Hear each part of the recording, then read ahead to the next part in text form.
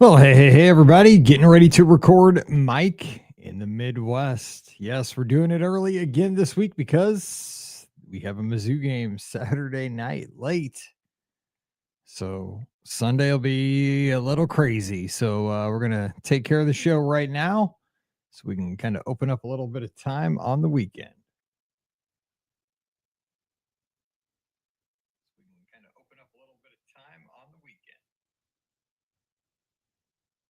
Cool. I just saw that we are live on YouTube. All right. Let's do this.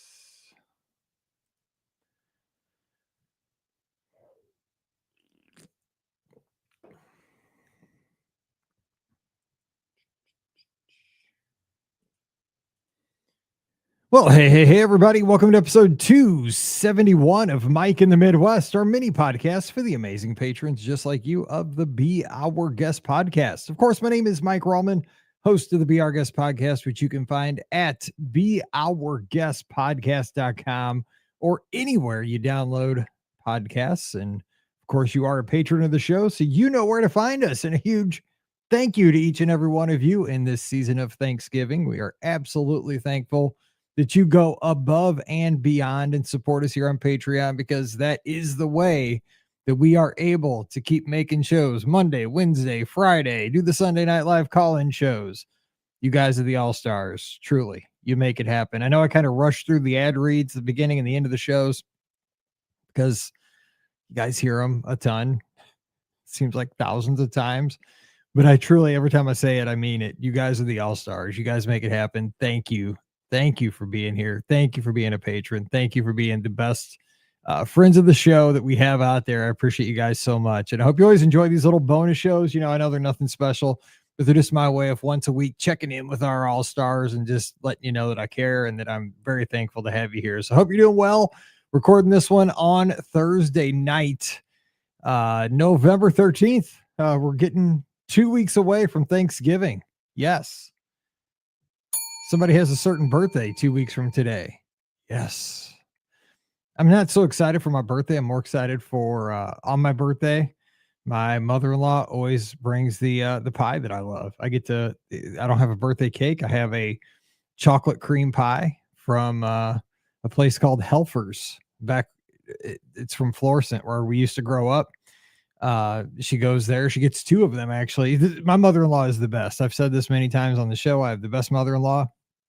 She gets 2 of these pies, and they're not cheap. It's from like a bakery, and these things are super fancy. They're super good. I mean, I dream about them all year because the only time I get them is on Thanksgiving and on my birthday weekend. And she brings them for Thanksgiving dinner. She gets 2 identical chocolate silk pie, and I'll tell you the story why I love them in just a second. But she gets 2 of them, right? One of them goes out on Thanksgiving for dessert, that everybody's got a fair shot at on Thanksgiving, which I tell everybody, back off, don't eat it all. I'm the birthday guy. Like, I get a couple pieces of the pie, but everybody gets a piece. We also have pumpkin pie, and my father-in-law loves banana pie. I think banana something pie. There's a pecan pie. We have all the pies on Thanksgiving. So my chocolate pie stands a chance to make it, right? But again, my mother-in-law rocks. She gets 2 of them. The second one stays in the refrigerator. That is just for me.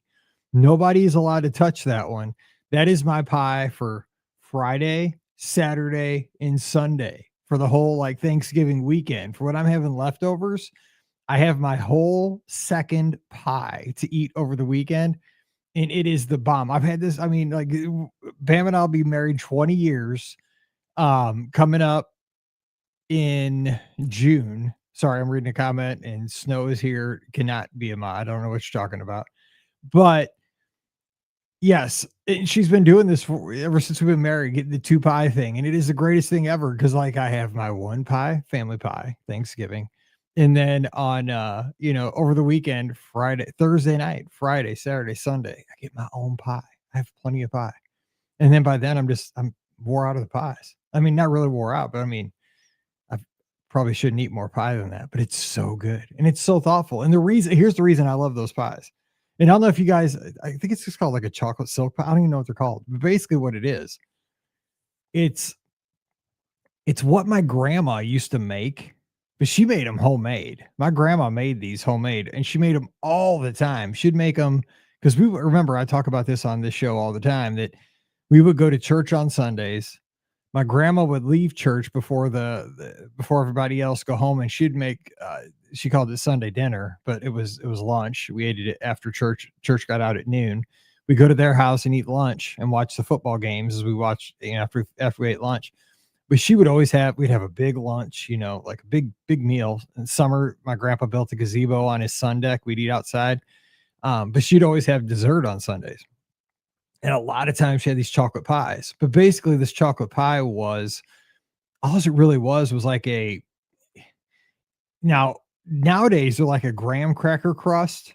Now hers was just like a pie crust, but she made it from scratch. And she had this old like tin that she built it in. It's like pie tin, but it was just like a pie crust. And basically it was like chocolate pudding and then it's like Cool Whip on top. I mean, it wasn't fancy, but man, they were so good. And that's really what these pies are that my mother-in-law gets us, but they're fancier, right? I mean, it is kind of like a graham cracker crust, but super thick, and it's like it's more than graham cracker. It's got a little bit more of a richness to it. The pudding is super thick. It's dense. It's got more in it. It's not just pudding. It's dense. It is so chocolatey and just it's like my mouth's watering thinking about it. And then the whipped cream on top is like thicker than like Cool Whip. It's super thick and it's got little shavings of chocolate in it, and it's got designs on top. Oh my god, can we get to the 2 weeks already? It's so good.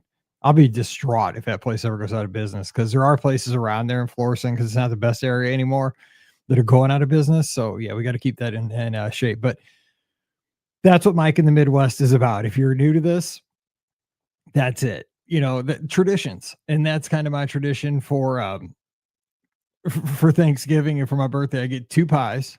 One's Mike's pie, and then one's fair game for Thanksgiving. But you're darn tootin', I don't take my slice on Thanksgiving out of my pie. I take it out of the family pie too. So hope you're doing well. Hope you're getting ready for Thanksgiving. Again, super thankful for you. And yeah, that's what's going on around here. The weather has gotten a lot better here in Missouri. It's going to be 70. I think I saw 78 on Saturday night for our last. I can't believe it's already the last home football game for Mizzou.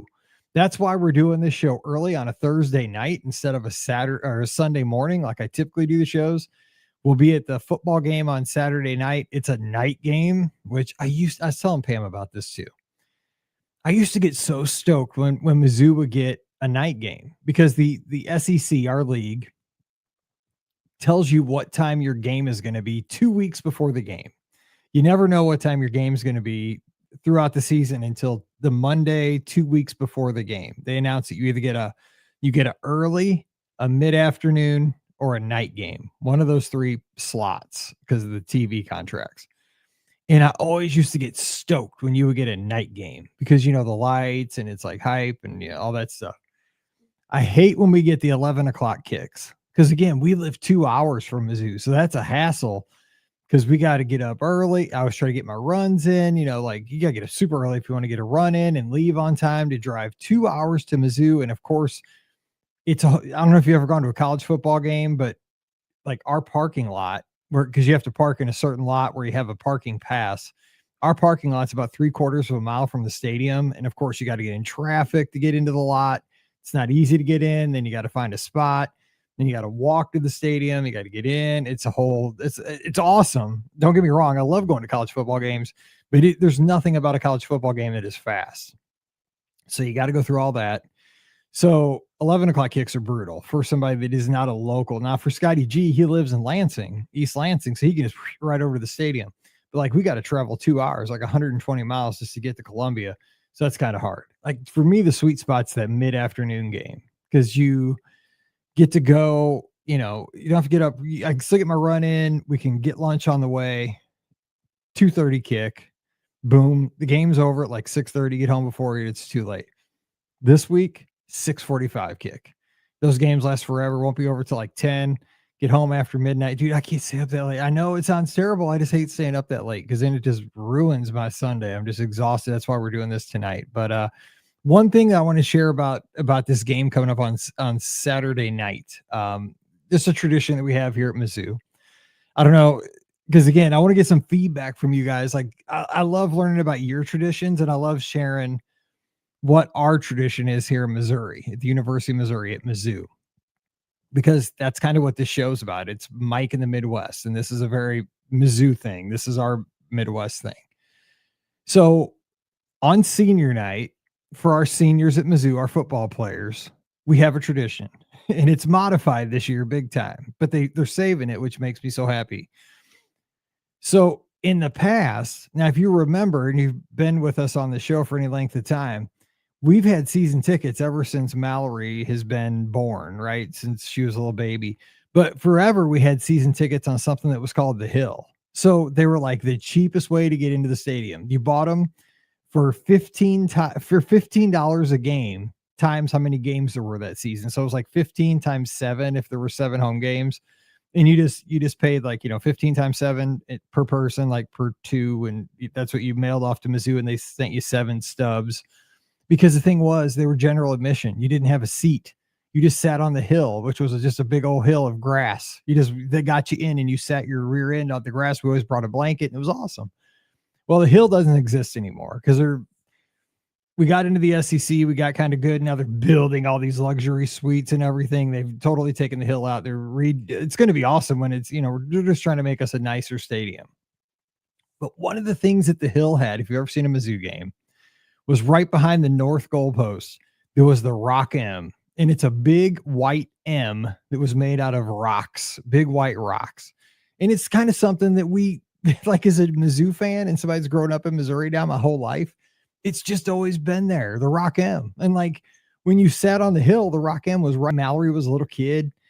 That was a good thing about the hill too, is if you had kids, they could just run around. Like when you're sitting in seats, like we have seats now, we have seats. We sit on bleachers that are painful on your rear end, but they're great seats. But it's what I always dreamed of, and I'm living the dream now, so I can't complain. But like when Mallory was little, like she could just run all over that hill, and then kids roll down the hill. Like people go home early because the game's a blowout. These kids roll downhill, just tumble down the hill, and I mean throw the football. It's awesome. But kids would like climb on the rocks and sit on the. I don't know why people do sit on the rocks.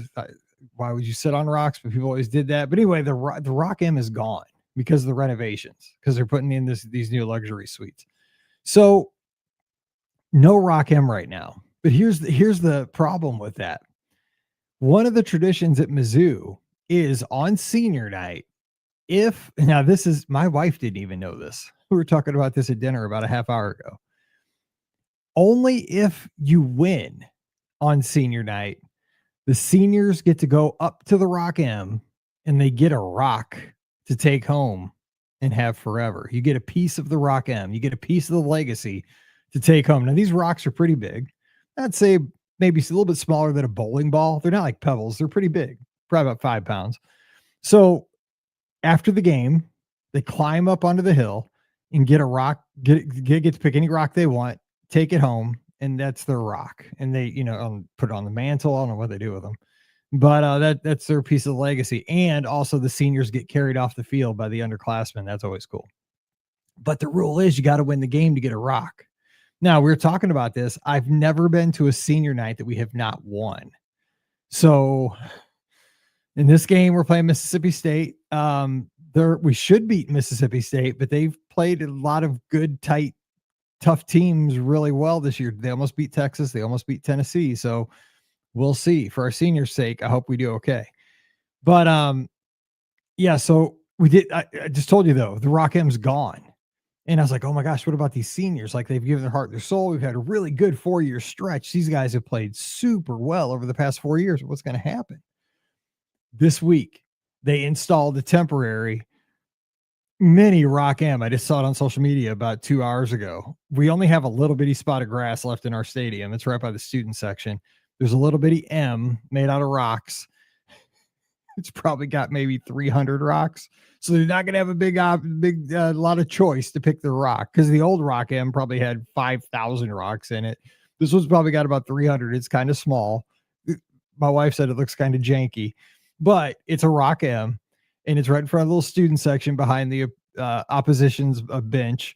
So if we win, they'll be able to go over and get the rocks and it'll all be good. So, so now we just got to take care of business and beat the Bulldogs. So all of our seniors can get that rock, take it home, have it forever, carry it off the field, and everything's good. So I just wanted to share that's one of our traditions at Mizzou for the seniors. I don't know if I'd love to hear because I love our feedback, even though I forgot it last week. I'm going to get to it just about now. But share, what do you guys have on senior night? Do you guys do anything other than, I mean, our players come out obviously at introductions on senior night. The parents are on the field. The coach gives them like a flower, usually gives the parents a flower or something. And maybe they get a football to take home. I think they get a football like at midfield from the coach. The player gets a football, the family gets flowers. And we cheer them on. We thank them for their 4 years or, 1 year sometimes these days at Mizzou. But we always try to make it a point to be there early to make sure we're there to thank the players on senior night for playing for Mizzou. So what are your traditions at your school for senior night? How do you recognize the seniors? It doesn't have to be football. It could be basketball. It could be other sports. So I'd love to hear that. Patreon.com/Be Our Guest Podcast. All right. So I got so hyped up last week and talking about things. I totally forgot about the feedback on the Right Stuff episode that Trisha left. And she let me know over in the Patreon Discord. I'm just messing around, but I totally did because I got sidetracked and that's what we do here. And Trisha said on that one, she said, I commented at the Patreon Discord that the BOGP family has the right stuff. I joked with my husband that we've been having the end of an era. Kiddo officially entered middle school, even though she didn't change buildings. She lost her last baby tooth, and we just finished the last trick-or-treat experience. She was aware that she was one of the oldest kids in attendance and had decided to hand out candy next year. With that said, she went out big and will have enough candy for her lifetime, or at least until Christmas. She even inventoried her haul. Guess I won't be sneaking any pieces. It is, and I mean, I am, and something just came on the news. I have the news muted on TV. Oh, this is breaking Mike in the Midwest news. They're tearing down. They've been saying they're going to do this for 10 years. But today they started. They're tearing down the hotel in downtown St. Louis where Pam and I had our very first date. Oh no, it's called the Millennium Hotel. And real quick sidetrack. Sorry, Trisha. Real quick bonus Mike in the Midwest episode story. I asked Pam on her 30th birthday, because remember she taught next door to me. For her, she was having a party for her 30th birthday at her sister's house. And it was a like a 70s themed party where I had to dress up in 70s stuff. So I went out and bought a leisure suit. It's actually a leisure suit I wore on the podcast cruise, like when we were on the Fantasy. And so I went, we were good friends and everything. We taught forever together. We were great friends. But when I got her a card and I said, for your present for your 30th birthday, I would like to take you out to a very, very nice dinner. I said, I'd love to do that for your 30th birthday. And thinking she wouldn't say anything. And she said, yes, I'd like that a lot. And then I was like, oh my God, I get to take out like the most beautiful teacher in the school. She's like my best friend teaching next door. I couldn't believe it. And then I had to come up with like the fanciest restaurant in St. Louis that I knew. And so that was it at the time. Over 20 years ago. And what it was this round cylindrical hotel. If you ever see a picture of St. Louis, it's still there. If you see like the skyline of St. Louis, it's the round hotel. And at the top, there was a restaurant that was super fancy. And the thing about it was it rotated like living with the land. Like you did a 360 during your meal. So you could see all of like the river on one side, you could see Busch Stadium on the other, and you went all the way around. And that was but now they're tearing that hotel down because it's been abandoned for like 10 years. Oh, hit me in the feels. No, another piece of history going away. Okay. So where was I? All right. So now Trisha, time goes fast and all those, but you know what? She's going to be going into middle school and you're going to get all those high school experiences and all the athletic events and the band events and all the academic events. You're going into the best years. But hold on, man, they go fast, but you are going to have a great time. Trisha, thanks for that feedback. Now, the feedback from last week's show about 100% better. How I talked about, man, I wanted to win a state title, but it was 100% better when Mallory squad won the state title for cheerleading. It was way better.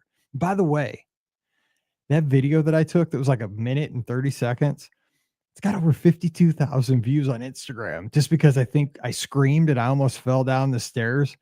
It's wild.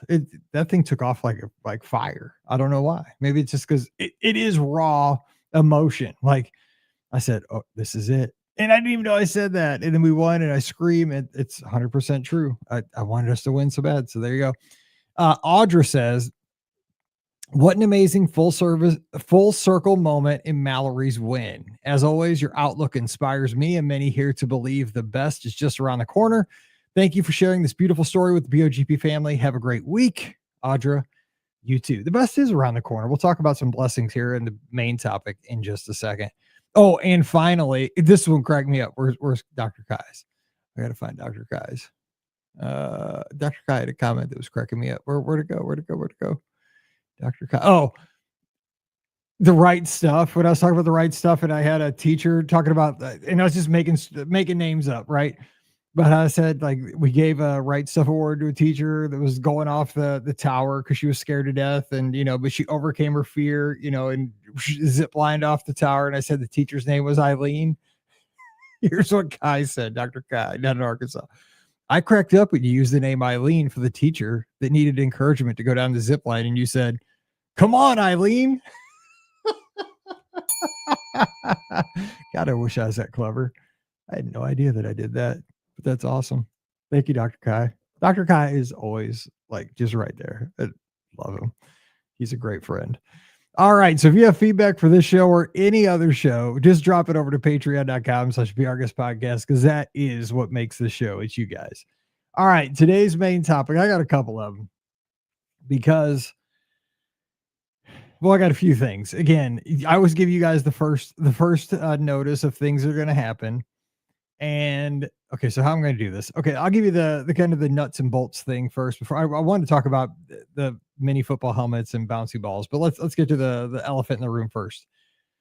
So the podcast is going to have to be a little flexible here. The main show, the big show, the Be Our Guest podcast is going to have to be a little flexible moving forward from like Christmas on through like March, because I'm going to have surgery for the problem that I was having. You guys know that I was in the hospital about a month ago. And then I was in the hospital before that, about 6 months before that. I've been in the hospital like 3 times for this same thing that I've had coming up. And each time I was in the hospital for like 3 or 4 days. And we've been doing all kinds of like diagnostic stuff, testing and so forth. You guys know I've talked about it here. I just swallowed the camera, and the camera like takes pictures all the way through you. So I got all that back and found out, some news, not great news. So I do have to have surgery on that. But again, there's always blessings and things. I'll be honest, I was a little down over the past couple of days because I met with the surgeon on Tuesday, left the place kind of really. The good news, I have the best wife. She talks you down. She puts everything in perspective. Pam is the best. But like, I'm not one that's ever gone through really health issues at all. Like, I try to stay as fit as I can. I try to exercise all the time. I eat terribly, but I mean, I don't eat like junk food, but I eat Mexican food all the time. But I think Mexican food's rather healthy when I look at it. But I try to take care of myself, and so I've been lucky that I've avoided most health problems. Like, the only surgery I've had in my life was like ankle surgery when I was in college, because when I was speed skating, I tore up my ankle and had to get that kind of fixed up. But other than that, I've been very lucky compared to a lot of people I've seen in my age group.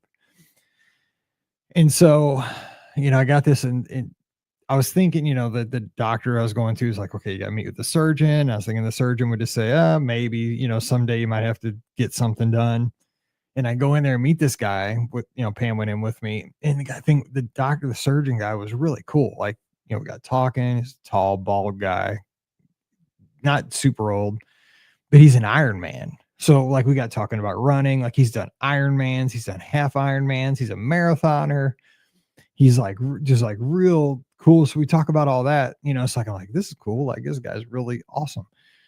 But then he starts telling me, like, I mean, just matter of fact, like, we're doing this. Like, we got to get this done. He's like, and we can't do it the easy. And here's his words: we can't do it the easy way. We can't do it with laparoscopy or whatever. He's like, we got, cut this. And he told me way too much information, to be honest, because I'm very bad about that kind of stuff. So anyway, what's going to happen with the show? That's probably too much information, but so I talked him into, since he's a runner, we had negotiations. I told him how, I've got the streak, and I have these races coming up. He knew about the marathon weekend at Walt Disney World. He'd heard about it. He's never run it, but he's heard about it. He's run New York, he's run Chicago. And I said, I do the Dopey Challenge every year. And I'm like, man, I'm so close. Like, I've been training all year. Like, I don't want to throw that away. Like, I won't give that up. But it's something I kind of want to do. I've done it for the last 11 years. He's like, I hear you. And he's like, so you want to do it after that? I'm like, but then like 3 weeks later, I got one more in Disneyland. He's like, for real? I'm like, yeah. I was like, it's the last year they're doing that one. I'd really like to do that one too. I said, then we're good. I'm like, then I'm, that's off season. I have no races after that. So he's like, okay, we can do it after Disneyland. So that is the plan. If I don't have any issues between now and then, that's the whole kicker, because of course I got the cruise on the Destiny in 3 weeks, not including Thanksgiving, not including Christmas. You got Dopey Disney. I got a lot going on in the next couple of months. So we're trying to make it happen where we're going to take care of this at the beginning of February, as soon as I get back from Disneyland. Now, how's that going to affect the show? I don't know, but my initial thoughts are that I'm going to try to stockpile some trip reports for when I'm out, because the thing is, with this surgery, you got to stay in the hospital afterwards for 5 to 7 days, and the recovery is pretty intense. Like, you can't run for like 4 to 6 weeks. You can't drive for like 4 weeks. I'll be able to podcast pretty quickly, but I mean, it'll be like probably 10 days or so. So I'm going to maybe stockpile some trip reports, get with the Scott and the ladies, and try to do some things ahead of time. The problem is, though, with it being Christmas and then Dopey and then Disneyland, we have to stockpile for those 3 weeks when I'm traveling there. And then on top of that, with this, it will be kind of a mess. So the shows might not be like listener questions on Wednesday, topical Fridays, trip report Mondays. It might be trip report, topical, a question here. So, and we might not have the live call-in shows for a few weeks or something like that, but just, we will have shows, me, we'll figure it out. But this might be the time out of 19 years that things look a little different, because this is, he didn't like BS me. He's like, this is a pretty big deal. Like, this isn't something like you walk home and get on the treadmill. He's like, you're going to not see the treadmill for a little while. And I was like, I was like, no. It's like, you don't know me, man. I'm on it every single day, like since 2015. He's like, yeah, you're not going to be. Anyway, so I told you, got it first. So there you go. So but not till February. We're going to make this something that's way off in the distance. Like the Christmas trees will be put away and everything by then. So we're good. Okay. So, the other topic I want to talk about, I saw a picture this morning on Twitter. This is something that I wanted to get your feedback on. And it was just like a little quick thing I want to talk about, was those little quarter machines that used to be in the front of every like grocery store, many stores that I went to as a kid. They would have those small little collectibles in them. Do you remember those? Like, I remember them. They had like little mini football helmets. They would have stickers in. You put a quarter in, you twisted the thing. They'd have mini bouncy balls. They would have erasers in them sometimes. They mostly stickers, though, and a lot of times they would have candy. You get a handful of sprees or gumballs or sour things or bottle caps. I love those things. Now, the funny thing is like when Mallory was little, they had like little pods of these things at the mall back when we used to go to the mall, and they'd be like $1. They wouldn't be like a quarter. They'd be like $1, and you wouldn't get much either. But I remember them as a kid, like you would just get, there were like 20 of them, like in a bank, and you had to decide, like maybe your mom or grandma or somebody would give you like 2 quarters or maybe 4 quarters if you're lucky. and you got to spread it out and get 4 things. I would always get the collectibles though. I'd always, if there was a football helmet, got that. And you'd always like root for your team. Like, would I get the football Cardinals? Would I get the Tampa Bay Buccaneers because they had a cool looking helmet? You know, you're always trying to get something like that. And somebody mentioned, I can't remember, over in the Discord this morning, like that's how they started their collection with some of these things. You know, you get erasers, stickers, because remember, sticker books were a big deal back then. So you get stickers you could put in your sticker books. A lot of times we would use candy. We would get candy and, you know, snack on it.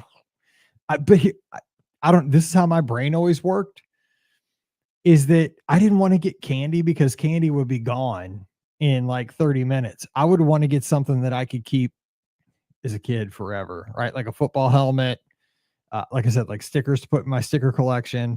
But I used to love those things. I don't know if like that's a memory that triggers anything for you. Like I remember that my grandma's Tomboy, where she was a checker, it was a little grocery store, a little corner grocery store that was 2 blocks from my house. I used to ride my bike up there and see her every day after school. They had it was like a bank of 8 of them next to the Ms. Pac-Man machine right as you went into the store. And she would give me a quarter or 50 cents a lot of times, and I get a couple things out of there. They had them at the mall right next to the Walgreens. I remember that. But they were just, you know, random places. And I wonder how much money those generated for businesses. They had to have done pretty well.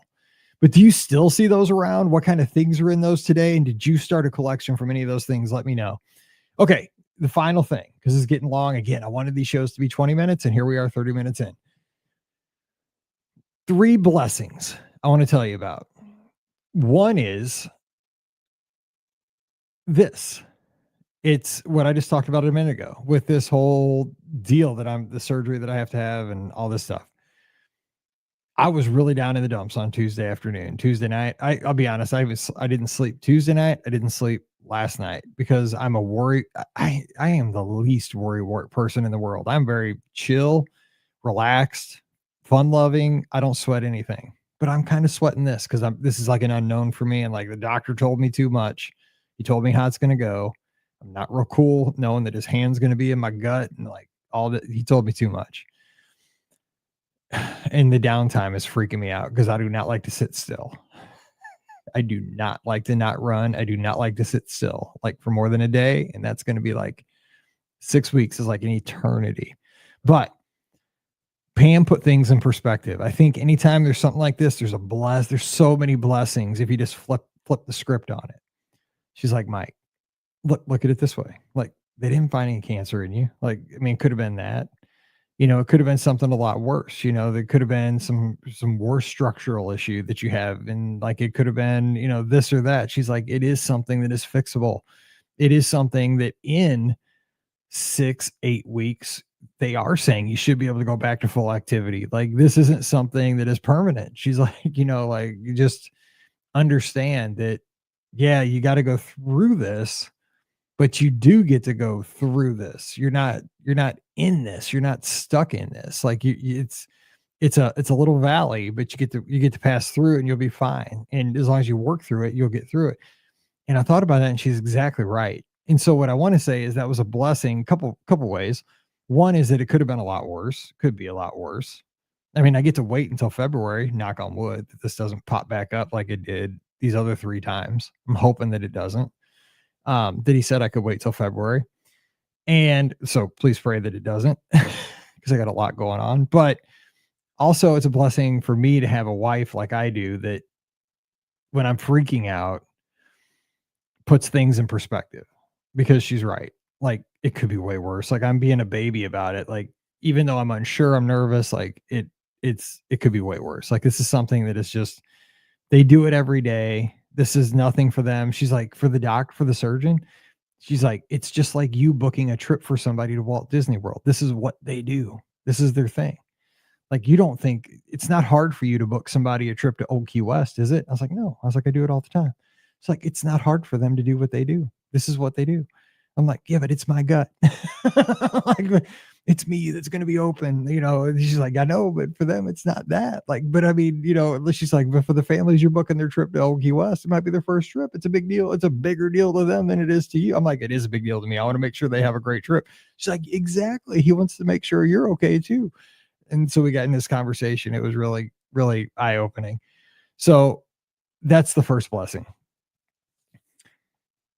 The second blessing I was thinking about today was just the job that I have, and how when I was a kid, I thought it would be cool to have a job where I got to, and I know this sounds dorky, but I didn't have to dress up to go to work. I didn't have to like wear a suit and tie. I could wear what I want. And I think about it now, even when I used to teach, like I used to be, I didn't have to dress up. I wore Dockers and polos and stuff like that. The polo for like whatever school I taught at a lot. It's pretty casual, but I mean, I get to wear whatever I want to wear because I work from home. And that's a blessing. But I was thinking about this, like, is basically I work in my basement, and the basement's my office. And when I thought about this earlier today, I walked out, and like I have a podcast studio is my office. And it, like, if you'd have shown this to me as a 12-year-old, like the 12-year-old nerd that I was, I'm just a 51-year-old nerd now.